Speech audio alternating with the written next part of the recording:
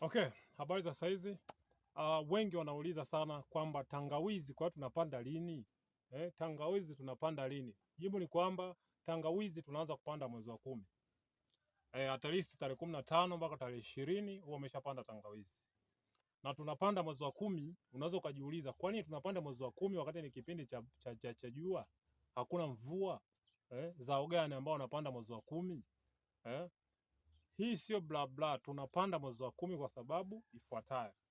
Tunapanda mwezi wa 10 kwa sababu tangawizi mbegu yake ni tangawizi yenyewe, na tangawizi ina maji. Kwa hiyo tunapanda mwezi wa 10, tukishaifukia pale itakuwa inapata joto joto kwa ajili ya kuweza lose water, yani kupoteza yale maji ili kuelekea kwenye step ya kuanza kutoa maotea. Sawa?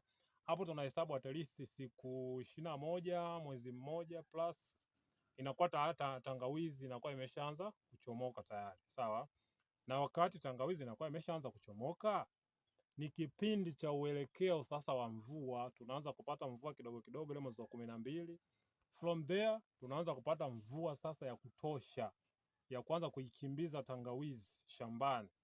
Mwezi wa kwanza, mwezi wa pili, mwezi wa tatu, mwezi wa 4, mwezi wa 5 tangawizi baadhi ya watu wanakuwa wanaanza kuchimba, lakini mwezi wa 6 inakuwa yani inakuwa imekaa vizuri zaidi. Mwezi wa 6 watu wanaanza kuchimba tangawizi. Kwa hiyo ni sababu ya msingi sana kwa nini tunapanda mwezi wa 10. Kwa hiyo cheza na tarehe, ndivyo inavyokuwa na ndivyo ilivyo. Otherwise labda upande tangawizi kwa ajili ya kumwagilia, hiyo nayo ipo. Kilimo cha kumwagiliaji hicho hakina upinzani, kipo. Lakini kwa sisi majority tulio wengi tunatumia mvua, ambao ni at least inakuwa cheap kwa sababu unakuwa huhangaiki masuala kumwagilia.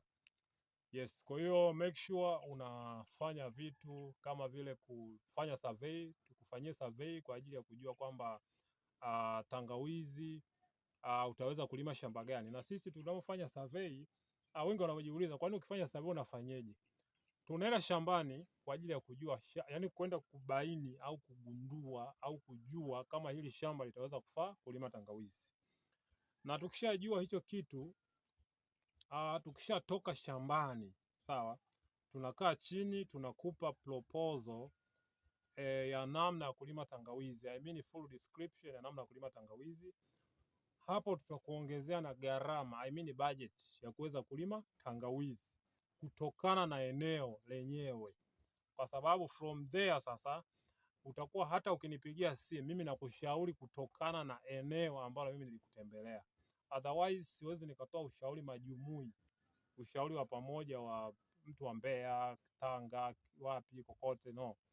Mimi hapo nitakuwa nakushauri direct. Bwana, pale kuna visiki pale katoe, au hapa fanya hivi, unavyolima fanya hivi. Bwana, kutokana na jiografia ya shamba lako hapo lima hivi, panda hivi, fanya hivi.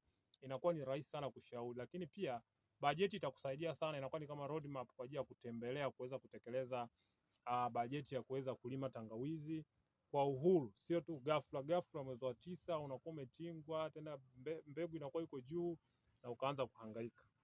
Kwa hiyo ni kitu cha msingi sana, tuishi hivyo.